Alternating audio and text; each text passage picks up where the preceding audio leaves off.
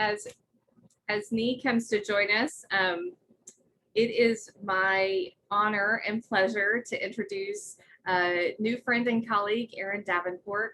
She and her spouse, Derek, are the directors of Summer Youth Institute at the Pittsburgh Theological Seminary. Erin and I have gotten connected because of a conversation that the chaplains had that was actually around Mr. Rogers, which I have to say I was a little skeptical about how that connected to campus ministry and collegiate ministry. But there were a lot of parallels, and it was a wonderful conversation. And Erin, in her experience with the Summer Youth Institute and her expertise with youth and young adults, SYI has a college internship program that is incredibly cool that maybe you can share about later. Anyway, she has an insight that I'm grateful that she's going to be able to present with that to us today about how our students will be different as they head into this new shifting pandemic year. So, Erin, we're glad that you're here. Thanks so much, Jenny. It's a great honor to be here with all of you today. Thanks for taking the time to be here. I'm going to start sharing my screen so that we can all get y'all. Here we go. So I can see all of you. Well, thank you all and greetings. It is such a joy to be with you today. As we get started today, I would like to invite all of you to grab either a pen and some paper or open another window on your screen where you'll be able to take some notes and share in our time together. There will be moments where I ask you to write throughout our hour together here this afternoon. As Jenny said, I am Erin Davenport, and like you, I spend much of my time with college students. This summer, I have 10 college interns that I and my staff are working with as a part of our internship program here at Pittsburgh Theological Seminary. Like you, everything about my ministry changed in March of 2020. And I'm trying really hard to imagine what it looks like going forward. Like you, I spend much of my creative energy attempting to engage with students who are not so interested in religion, but are really, really interested in justice and mercy. So I come to you today hoping and trusting that I will learn as much from you as you will learn from me, and hopeful that you have decided it's worth your time thinking about this and engaging in further education and thinking about our collective ministries to college students. So thank you. Thank you for praying, for being present in new ways, and continuing to show up for your students this year. It has not been easy. Thank you for deciding to take the leap and to try new things as we head into this next school year. As we spend time together this afternoon thinking about our students and what they have gone through and what this next year will look like, I want to begin our time together by considering and by going back to our own undergraduate education is my guess on when you learned this, and recalling and thinking about who our students are and what is happening to them developmentally and how we as caring adults are a part of that development. So we have to go back to the 1940s and 50s, and this is Dr. ERIK. How many of you learned ERIKSON stages of development in undergrad, right? Yeah, okay. Like this is pretty standard stuff, right? So we have to go back here, and ERIK, as Jenny mentioned, was really active here in the city of Pittsburgh and worked directly with Fred Rogers, which is something most people don't know. So they actually had a learning lab here in the city where they learned a lot about how to define childhood, how to define development, and what ideally this development would look like for children. And so this is a picture of Dr. ERIKSON from about 1950. And so I'm going to give us a fast refresher here on ERIKSON stages of development. And the reason I think it's so important for us to understand is that is that these stages kind of give us a framework and the building blocks to understand where our students are and what should be happening, right, in their lives. And so these stages, if you remember, are not graduative, right? You don't graduate from one to the next, but they're building blocks. So you build upon one to the next. So you don't leave behind what you've learned. You use it as the foundation of the next stage. And we're continually working through stages our entire life. So the first stage, trust versus mistrust, is really the foundational building block of all of our development. This basic give and response of infants. So when a baby cries, we care for them. When a baby smiles, we smile back. When a baby is hungry, we feed them. And caring adults respond to cues that a baby gives us. So when an infant learns that they can trust the adults around them, they then can explore their own autonomy, which leads them to the next stage. You see there, right? Autonomy versus shame and doubt. So then they can begin to walk and talk and feed themselves and be able to do things on their own and trust that they are safe to explore. If an infant does not learn that the world is a safe place, then this leads to mistrust. And this does not mean that it cannot be changed in other relationships, but it does mean that it will be more difficult for a child to experience autonomy and initiative. You will find adults and college students, especially, that are still dealing with these basic stages of development of trust and mistrust. Does that ring true for any of you? That they're still trying to determine if adults are caring for them, if adults will respond to their needs in ways that are meaningful. And so as we continue into the grade school years, you'll find that in these stages, children are learning to do more on their own, independent of caring adults. They're able to make decisions, create things, succeed at school, sports, and life. And ideally, our college students are coming to us having gone through all these stages, and they are now sitting in either identity versus role confusion or intimacy versus isolation. So as we look at these two stages of development, these are the questions that our ministries are built around, right? This is what we're dealing with our students day in and day out. So either they're sitting in this space of identity versus role confusion. Who am I? What am I supposed to do with my life? Do I matter? What do I want to do when I grow up? Am I lovable, right? Our students are thinking through these questions. And these are a lot of the conversations that I end up having with students, right? These are those kind of foundation level questions that are sitting in the back of their minds, whether they can express them or not. Once they deal or begin to deal with this role confusion identity, then they're prepared to launch into intimate relationships. So can I love another person as I love myself? Can I be in a relationship with another person? Can I trust others? Is the risk of relationship worth it? And these are the questions that our college students are thinking about. These are those foundational vocational questions where we hope most of them are sitting and struggling. So these developmental stages have been stalled, altered, or interrupted in the midst of this pandemic. All that our society has created for young people to move through these stages has been severely changed. And we are in a moment as a society, as a church, as higher education, to treating this time very much as an interruption. Something will move through that will get beyond and will just be over, right?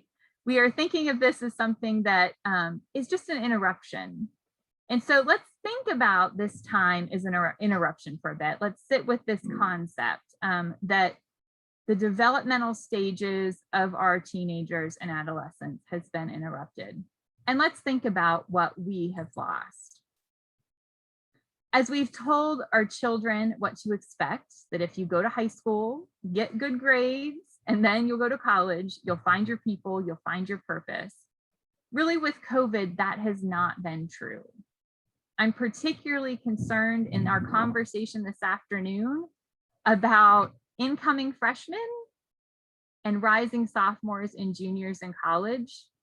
The rising seniors hopefully maybe found their people a long, long time ago when they were freshmen and they had a whole year of college uninterrupted by COVID. Hopefully they know where to go for help on campus if they need it. My hunch, as I'm sure is yours, is that the rising sophomores, rising juniors, and this class that's about to enter college, they're suffering and they're confused, and nothing has gone the way that we said it would, right? From the time that they were children. This group has not found their people. Most college freshmen do not get along with their first college roommate. And I just keep thinking about how horrible this last year and a half was for so many of them who were stuck with this person they didn't know, or like in their dorm room for a year. And nothing has worked exactly as they thought it would, right? They didn't graduate from high school the way they hoped. They were launched into an unknown community where they could not safely get to know people. And if you're a sophomore or a junior, in this case, rising junior, you only had one semester to find your place, and then interruption. They're not in school as they typically would be. Sports have been interrupted, if not canceled. Choir, music, church, going out, dances, movies, concerts. All of the typical ways teenagers and young adults would socialize have been stalled or changed. So not only that, but then all the mentoring relationships, the places where we really engage with these students, has also changed or been interrupted in the course of these last 18 months. These relationships may be continuing via Zoom or at a distance or through a mask or all of the above, but as you can attest to, it's different. It's different to meet via Zoom than in person. And though I have certainly found it more successful than I expected to meet with college students over Zoom, it's very difficult to get on a screen again and again and again and try to continue or begin relationships. And if you are in person and in a mask, it can be very difficult to read what is happening with another person, as it's difficult to read their facial expressions. So I'd like us to take a little bit of time, as I've kind of given you the scope here of these interruptions, right, that our students have experienced, that we've experienced in our lives. And I would like you to take some time and actually write down by name what events, like actual events, places, activities, and relationships that have been interrupted for your students in your context. So this might be a specific worship service, right, that you haven't been able to do in the same way, or a specific meeting, or this is a small group that can't get together. This is graduation. What are the things that your students have missed? What are the things that your students have been interrupted in the midst of? I'd like you to name them, to actually physically write them down, name the interruption, name the loss. I'm going to give you 3 or 4 minutes to just write down everything you can think of that your students have lost in this last year.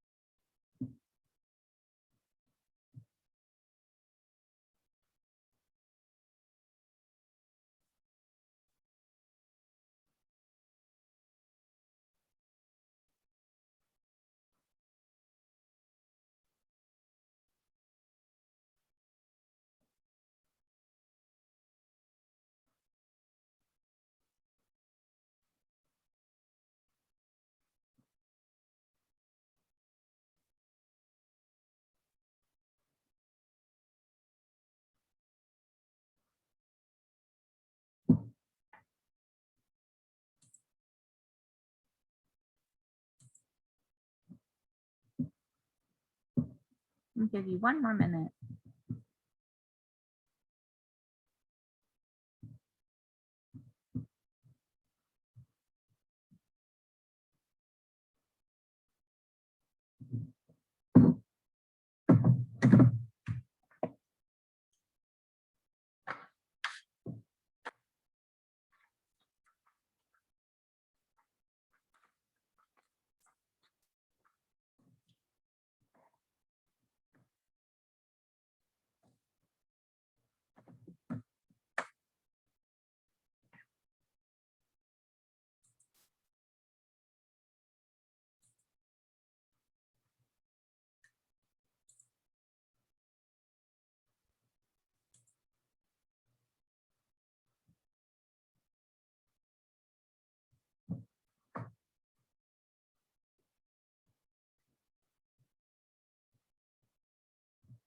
All right, I'll begin to call you.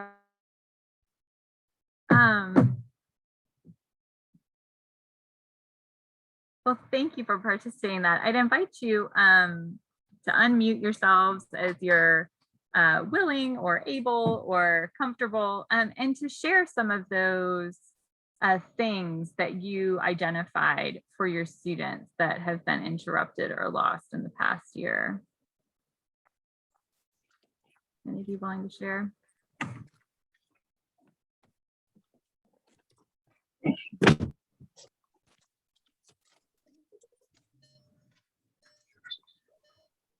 I can share. I saw someone else unmute, so I wasn't sure. So just like a big overarching thing, we eat together a lot, as I'm sure most ministries do. So we have dinner after worship together every week. And in particular, communion, we would typically have like a really big loaf of fresh baked bread. And when you ask students like what's their favorite part of worship, they often speak specifically about the bread. Yeah. The closest we got last year was pretzel bites. So there was, that was definitely a big loss. And I think just generally, like, there was a really like flexible attitude about them coming and going from the buildings. Like a lot of them have keys, they'll come here, study, have their small groups, and then like hang out and work and stuff. And that just hasn't really been a thing that they've been able to do. Yeah. Yeah, so communion, eating together, and then just kind of sharing space. Is that the other thing you'd say? No, yeah. What about the rest of you?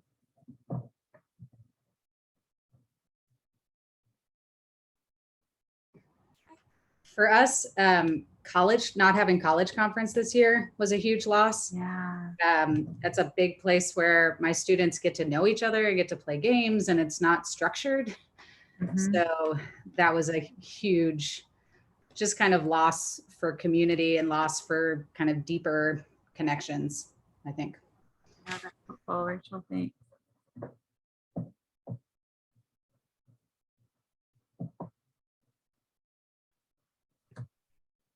One of the things that I put at the very top was actually very similar to what you were saying, Nate, of literally the communion bread we usually share together as a community, and that not being there and not being a weekly ritual, a thing that feeds us. I think that's been a big loss.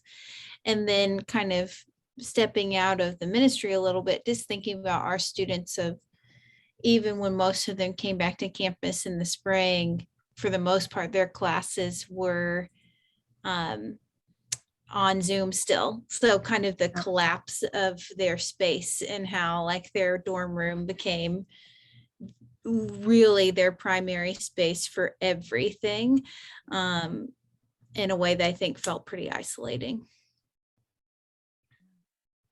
I know that we're from all over the country, so I'm curious, was that a similar experience for most of you with your students, that they were constricted to their dorm rooms, or were they kept in pods? How did that kind of, a sense of that?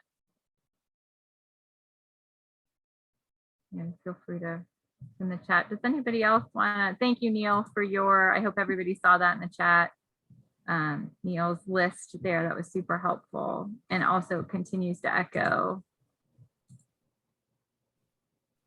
Oh, okay. So most of your people weren't on campus at all. So interesting how each school dealt with it so differently.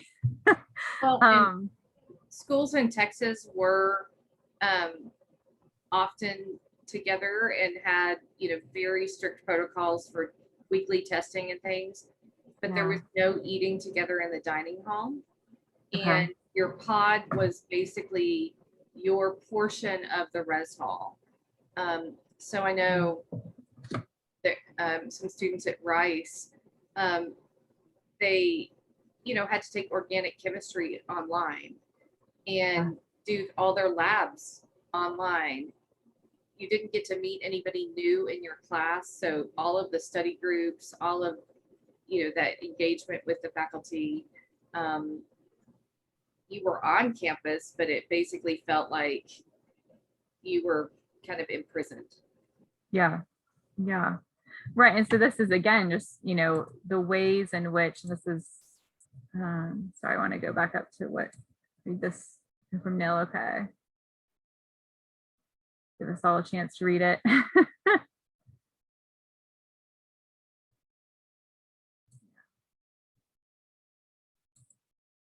Yeah, so it seems like for most of us, this was a similar experience of our students just being very isolated. And my understanding, and certainly my experience has been, and then myself and my ministry being isolated from them, right? So there's like there was no way for me to, any of the normal ways that I would get to the students, I couldn't get to them. And so there's like this double layer of their, oh my gosh, single occupancy dorms only. Oh, yeah. So each school, right? Each of our ministries seems like each institution tried to figure this out in their own way. And as a result, right, the activities of our students, the learning of our students, but also then I'm arguing here, the development of our students was interrupted. And so that's what we'll continue to talk about through this time, is that I believe that there's a lot of things going on here that we're going to continue to be dealing with. Did I just see somebody else put in the chat? Or are we good to go? Good, okay. So as we think about this, go to the next slide. So as we think about these specific places where we're seeing the interruptions,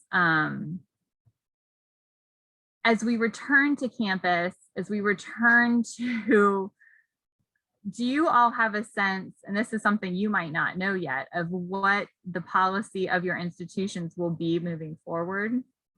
Have your colleges and universities for which you're based begun to make that known to you, or are they still in a decision-making stage? If you want to unmute or chat about that, that'd be super helpful.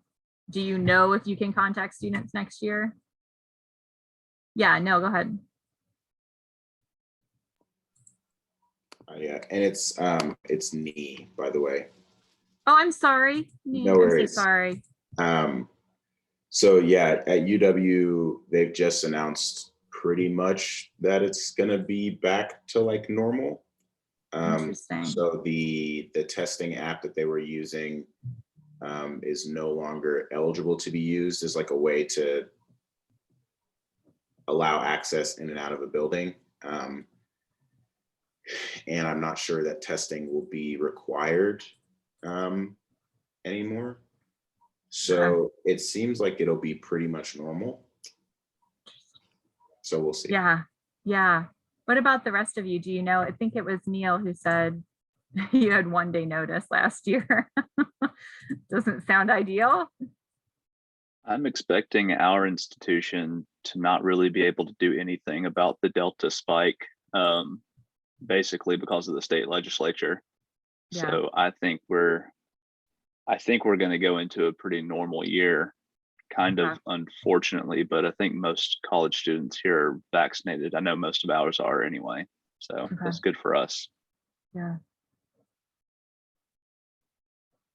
Yeah, what about the rest of you? Anybody else want to share what you know or don't know at this point? So as I begin to think about, Nancy, masks in classrooms, okay. So as we begin to think about what is next, I mean, I don't know how you're doing, beginning to consider what your ministry looks like, right? What is this thing that you're about to do? What does it look like? Because the institutional memory is largely gone. And I think this is such an interesting place that you all find yourselves in, is that the students, right? So you've got these rising freshmen, right? Brand new. The sophomores, you don't know, right? Like they all came last year. There's no way you have an idea. The juniors, you maybe got to know for a semester. So the only group of students that has any memory of what college was like was the seniors, and they were freshmen, right? When this all started. They're the only ones, and your freshman year is so weird anyways. They don't know what college is supposed to be like. They were running around with chickens with their heads cut off. They don't know, right? And so you really do have a blank slate to some extent here, which is really exciting and really terrifying.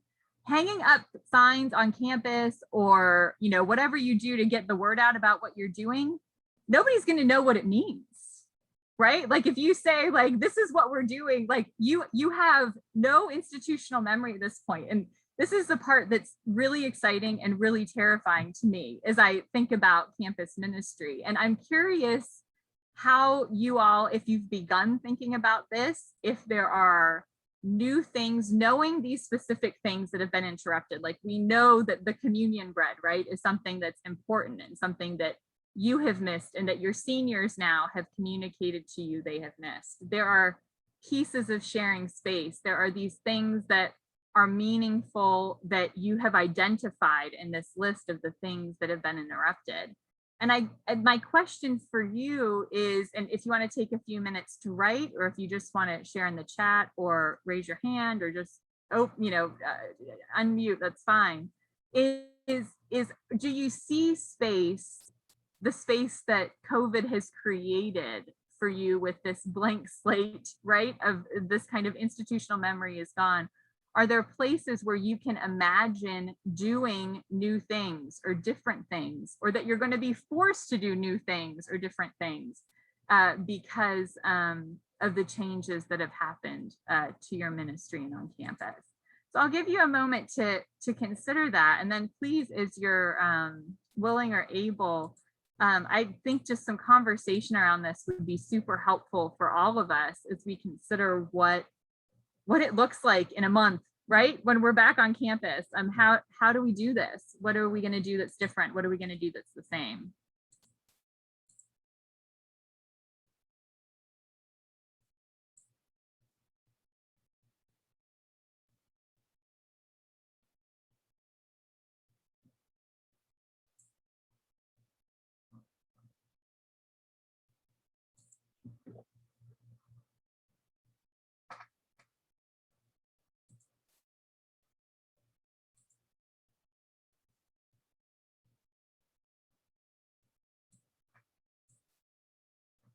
So do you have, any of you have any feedback kind of in thinking about this idea that, this interruption really has interrupted your ministries on campus? And are there ways that you anticipate things being different or changing things? Yes, me. I'll say, so I also started here in my job during the pandemic. And so, oh goodness, yeah, it's complicated for a lot of reasons. I'm sure I'm not the only one, but I think the new thing, at least as I'm thinking about it, is less programmatic. I think we're actually, if I look at what we know that we're going to do this year, it's like a little bit scaled back even, because I'm pretty tired. I think generally we're pretty tired. But I think the new thing that I'm trying to cultivate with particularly our student leaders is just like an increased capacity for, or increased capacity, increased desire for like connecting with new people. So for them to see themselves as the people who welcome new people in, and not myself and Erica, the pastor. I think that's been like a very kind of set culture with like individual students every now and again who are like really good about, there's a new person here, I want to like connect with them, but they typically expect that to be our job. And I really want to try to cultivate a sense of like, no, that is like, you can own that aspect of our community's culture. So.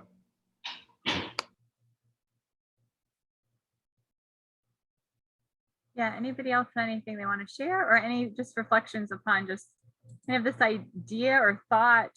It's something I've been turning over a lot, just that there's not a lot of memory on campus amongst the students at this point in terms of what college is supposed to look like.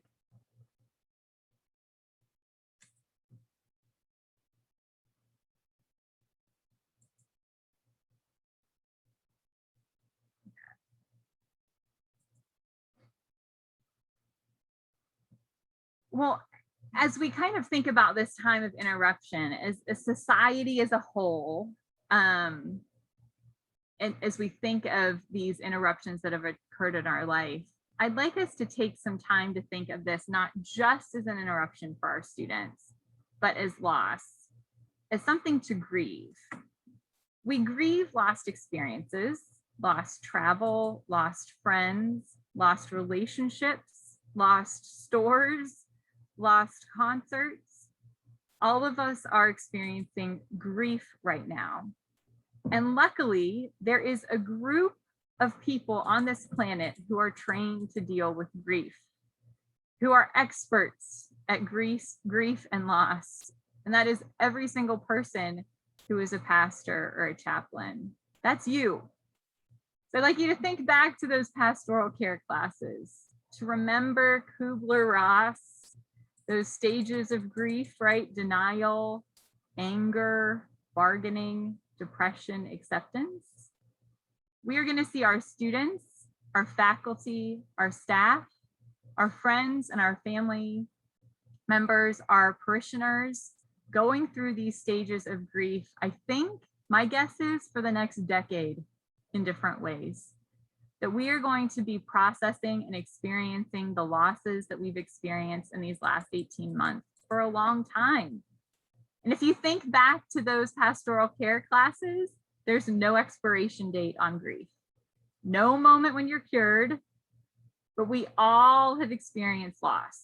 We have all lost something, and we all need to work through our grief. When I first took a class on COVID and grief this past fall, my first reaction was, I haven't lost that much.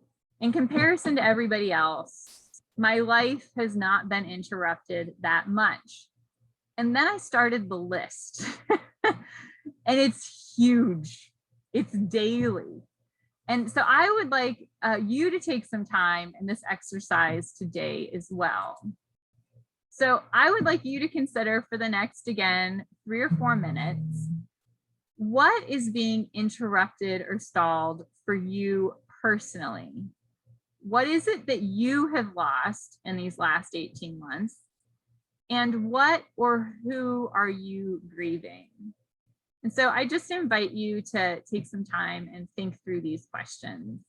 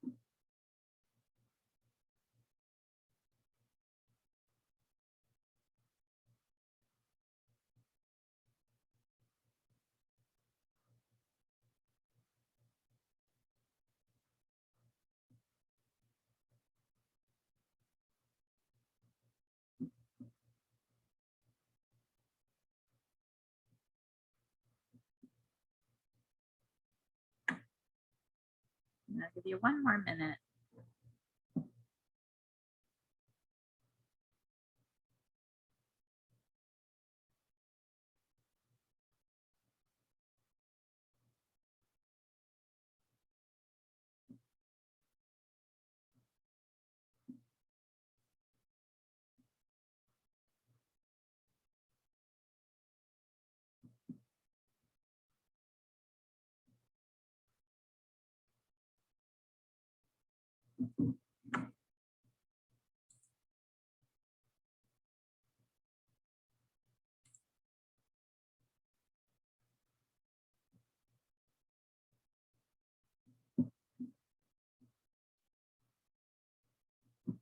Right. Call y'all back from beginning to think about that, or I'm sure you've already thought about it some of this last year. It's been overwhelming, certainly. And as I've reflected on this in my own life, you know, I think that one of the things that we as clergy, we as chaplains, campus ministers are particularly equipped for is this moment.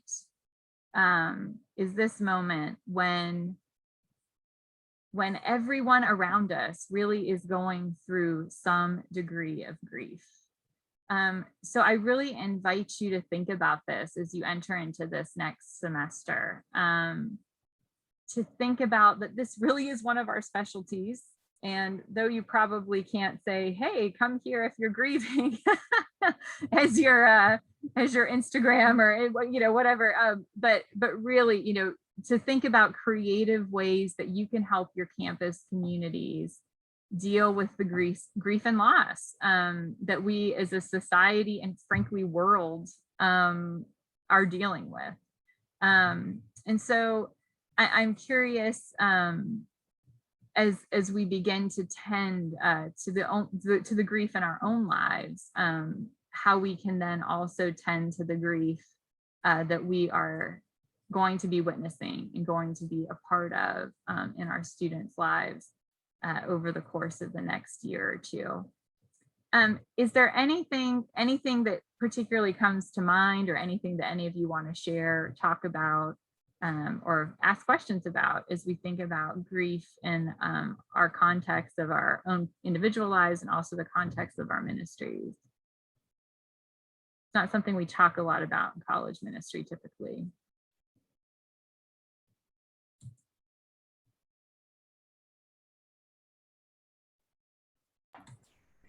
I was just thinking about the loss of being spontaneous and carefree.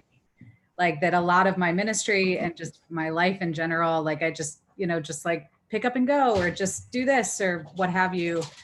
And now everything has to be thought through. Everything is like a logistical nightmare. You have to come up with backup plans on backup plans. And it just is the demolisher of creativity.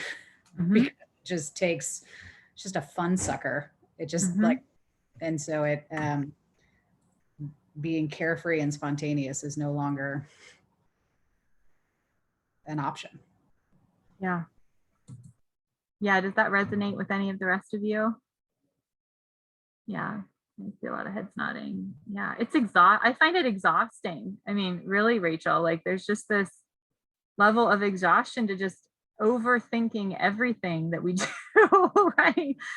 In ways that we've never had to before. Yeah, and I think that's a symptom, right, of the grief and the loss that we've experienced, that we're all going through, and how exhausting it is for our students to not be able to just be spontaneous, right? It's exhausting for us if all you're supposed to be doing developmentally in life is getting to know yourself and intimate relationships around you, and you can't. I mean, there's just this stalled out moment that they are really experiencing, right? That they can't figure it out. Let's see what else we've got. Some chats here.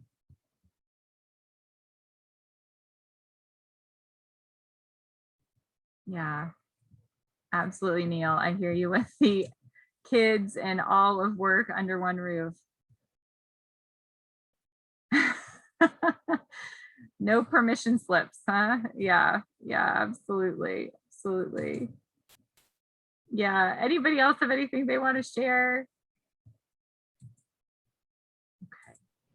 To build on what Rachel said, Yeah. even though my whole family has been vaccinated, I was telling Erin before that we got a call that both my kids were exposed to a kid with COVID last week.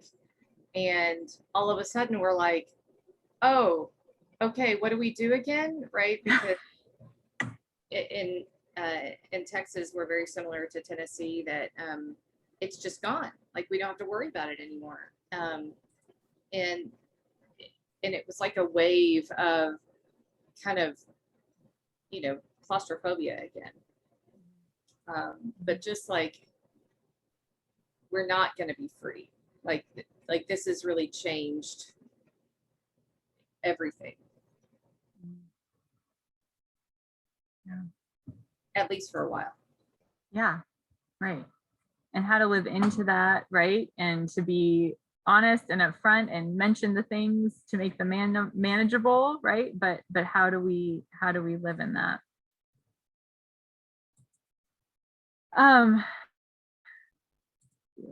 So for all of us, these are just some resources I wanted to share with you.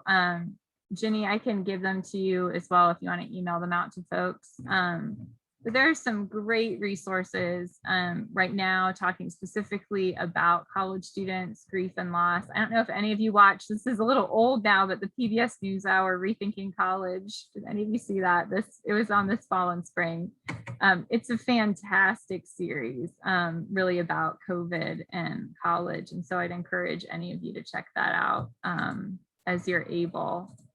But, oh, sorry, just looking at Micah's chat. Yes, I think there is really just a lot of potential for us in our ministries as we look ahead, but there's also, right, this kind of heaviness still, right, of there's just a lot to consider, a lot to go through. We're not going back, right, to the way it was. And so how do we move forward? How do we support our college students? And how do we support ourselves, right? And create communities which we can be creative and vibrant, but in new and different ways.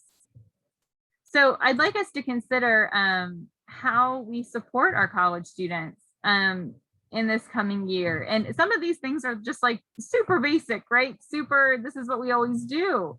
But I think hopefully we can spend time even brainstorming together those ways in which you're envisioning your ministry to look in a month, right? A month and a half when the students start to come back. How are you, what are you going to do that's different? What are you going to do that's the same? What are the things that are bringing you comfort and will bring your students comfort as the campus minister? So invite you to keep showing up, right? I think this is the most important part of ministry. Just show up, be there. Listen, understand where your students are coming from and that they are not in the same developmental space that you are. And I think that's one of the greatest gifts that you can give to college students in these next years, these next 4 or 5 years, maybe even 10 years, that these students really are stalled out developmentally. And it is going to take them more time to develop through those developmental stages of ERIK ERIKSON than what we prescribed to them when they were children. It is going to take them longer to figure out who they are and what God is calling them to be. It's going to take them longer to engage in intimate relationships. It is going to take them longer to figure out what they want to be when they graduate. And so I think for us as campus ministers to give them the space to progress and to take the time with them to even, shape and frame our ministries in which that we can give them that space more intentionally would be really important in these coming years. And then also just being aware of the process of grief, right, that all of us are experiencing and really figuring out ways to engage in that for our students and for ourselves moving forward.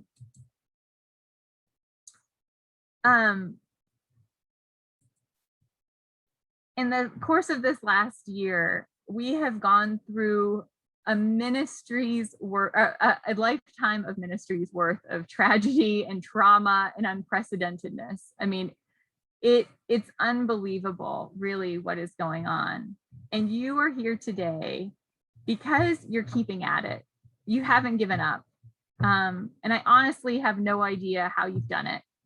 We have, in the course of 18 months, experienced the stress of a lifetime. It's been deep and unprecedented, and dare I say, just flat out upheaval of systems, and the things that we've been taught to trust.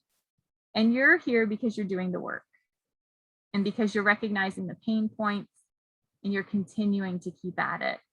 So thank you. Thank you for working with college students. Thank you for walking with them, for showing up, and for listening to them. Thank you for figuring out how to use Zoom and Google Meet. Thank you for scrolling social media to make sure that they are okay. I do that regularly. Thank you for sending them goodie boxes and for waving at them from across campus, for writing letters and sermons and messages and Bible studies. Thank you for praying for them. Thank you for figuring out how to meet outside. Thank you for buying that new camera and light ring and microphone that you all of a sudden needed this year. Thank you. We have been asked to do insurmountable things over and over again in the last 18 months, and you have kept at it. So thank you on behalf of all those whom you have worked tirelessly for. As we look ahead to the next school year, I invite you to lead with creativity. And creativity with a sense of the loss that we have all experienced as the result of COVID-19. Our students are not the same as the students we dealt with 4 years ago. They have all changed. We are entering this year with a clean slate, and it's time for us as those trusted adults to create space for our students, for the entire campus community, to grieve, but also to figure out how to keep at it in the midst of all of this. So thank you all so much for your time today, and invite any questions that you all have about my presentation or anything in general. So thanks so much.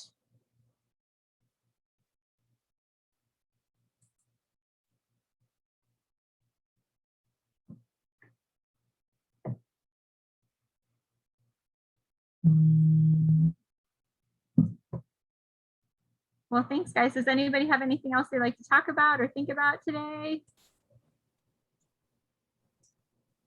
I'm going to ask one question that a campus minister asked me this morning who couldn't be here. And Sure. That is, where is that line of just saying, we're back, yay, right? And that kind of high energy at the beginning of the year. Yeah. You know, we're so excited that you're here and all of that, while also naming the loss, naming that this is that life has been different. How do you balance those two things?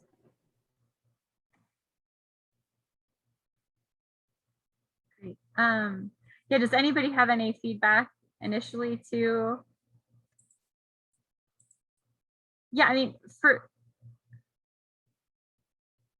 I struggle, I mean, and this is such an interesting thing about what has happened with this pandemic becoming political, right? Is that depending on where you are in the country is whether or not this thing still exists at this moment, right?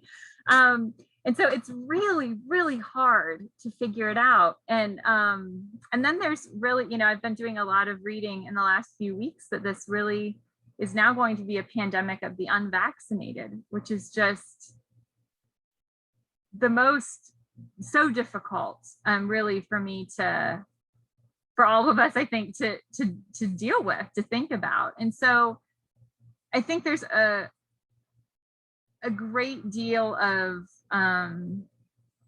struggle in this that we're all going to experience.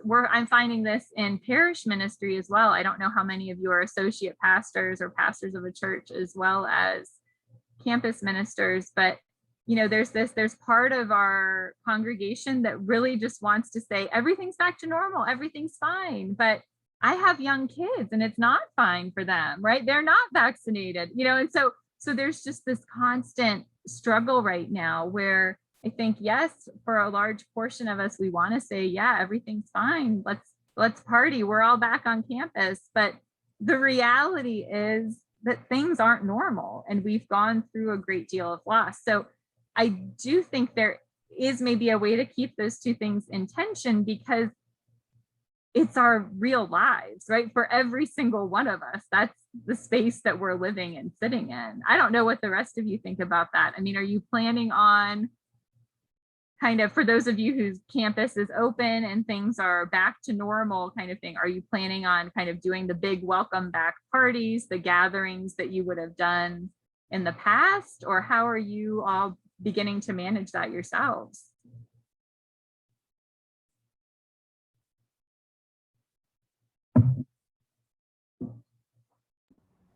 I mean, and we're not, our kids are done talking about it. They're vaccinated, they're done. Like they don't want to talk about it. They're all excited to be, we're wide open. We're Tennessee and nobody's talking about it, period. Yep. Legally. We're not allowed to anymore. So it's, we spent a lot of time digging into grief last semester, and now this semester they're like, it's over. They're done. So it's kind of, in order to not be the only campus ministry that's like, everybody else has been like playing spike ball since the pandemic started. So that's a whole other thing on our campus, but it's kind of then up to me to just be hyper vigilant and just pay attention to when I'm watching a kid start to tank or something along those lines. Yeah.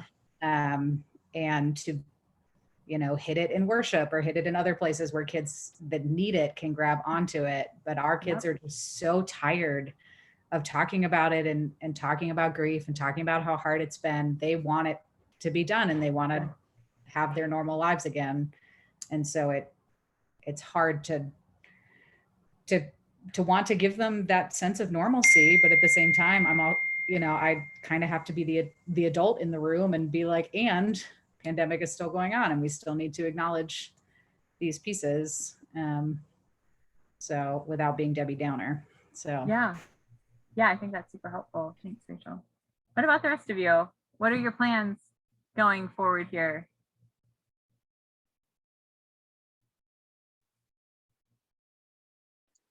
We're going to continue our outside meetings as much as we can, but when we have to move inside, we're just going to do it. And I think most of ours are vaccinated. I don't think I'm getting completely the same sense from my students. They've always been a little more cautious than I am, and I'm fairly cautious. I don't know. They've been the ones that are pushing me towards, outside meetings, which I was on board with that, of course, completely. And that was, but they've been the ones that are a little more cautious than I am for this whole thing. So getting them back into those spaces where they feel okay, it's going to be one of our focuses. I think we've talked a little bit about that with the leadership team, where they're still kind of like, feeling like they're naked without their masks and rooms full of unvaccinated, or in rooms full of vaccinated people, I should say, not unvaccinated. You need your mask in those situations. But yeah. Thanks, Micah. Anybody else want to share kind of what you're planning on doing this fall?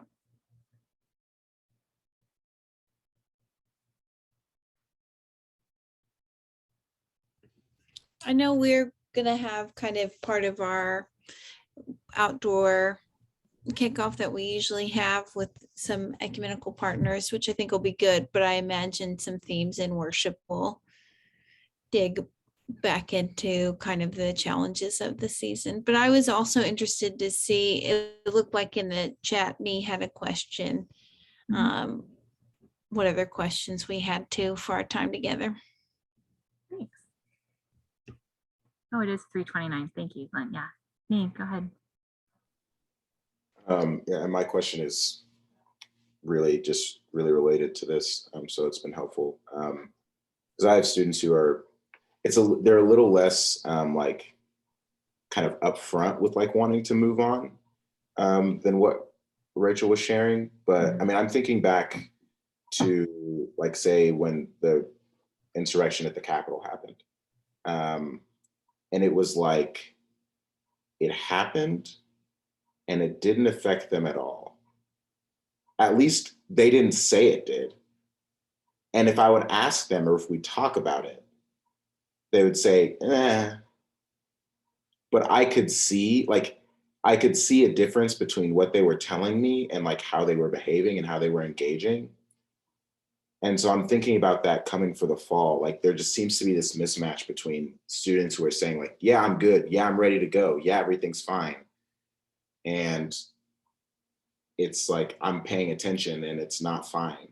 And I don't know which side to lean on, because I want to trust what they're telling me and like honor what they're saying, and also address the very real issues that they're expressing. So I don't know.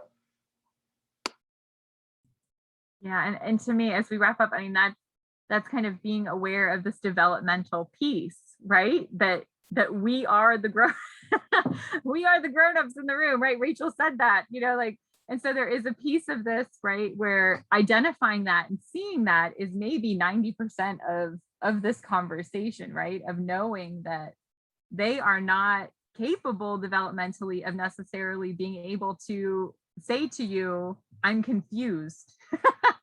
Right? Like I have both of these things happening, where what I really want is to deny that the last, right? If we go into our stages of grief, right? I want to deny that this last year and a half happened, and I just want to move on. Like I want it to be over. I don't want to deal with any of this anymore.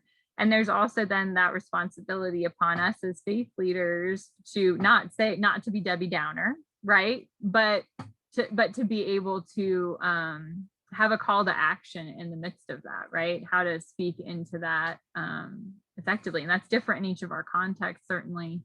It's different for each one of our groups, each student individually. But yeah, I think being aware of that cognitive dissonance, right? That disconnect of what they're saying and what they're doing is probably a huge part of this awareness, me. So I appreciate that.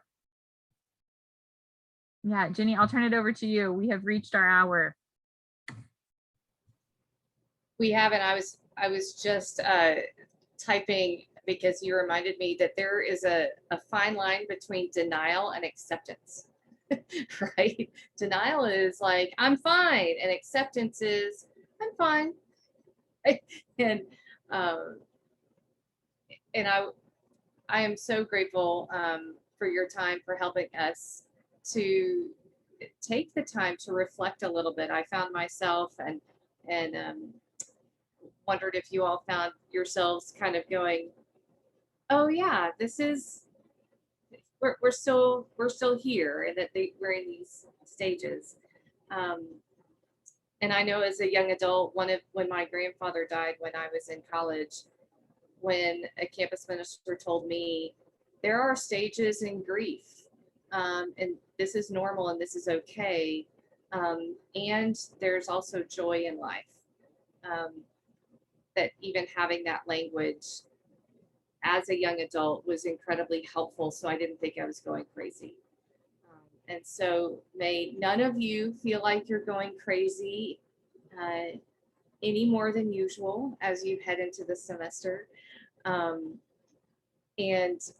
Neil says next week is going to be focused on recruiting, but also a conversation about, you know, how do we navigate this and bounce ideas off of each other as those who are nimble and responsive, because that's one of the things that we have proven this year, is that we're nimble and we're responsive and we're resilient.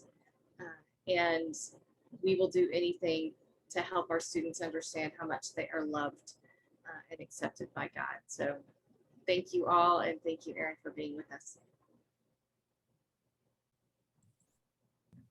Do you have a minute to stay after if somebody has questions?